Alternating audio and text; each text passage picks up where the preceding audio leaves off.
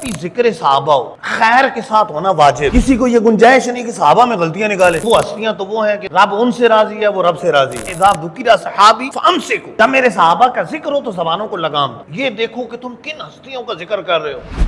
یہ بھی صحابہ کے بارے میں ہمارا عقیدہ ہے کہ جب بھی ذکر صحابہ ہو خیر کے ساتھ ہونا واجب ہے، فرض ہے.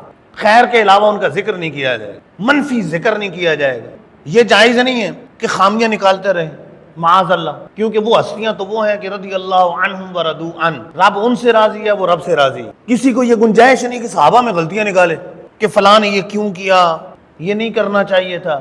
ہماری زبانیں تو ایسی ہیں کہ ہم ان کے پاکیزہ نام کیسے لیں. اور حدیث پاک میں سرکار دو عالم صلی اللہ علیہ وسلم نے ارشاد فرمایا اذا ذکر صحابی فامسکوا، جب میرے صحابہ کا ذکر ہو تو زبانوں کو لگام دو، زبانوں کو روک لو. یہ دیکھو کہ تم کن ہستیوں کا ذکر کر رہے ہو، تم کن کا ذکر کر رہے ہو.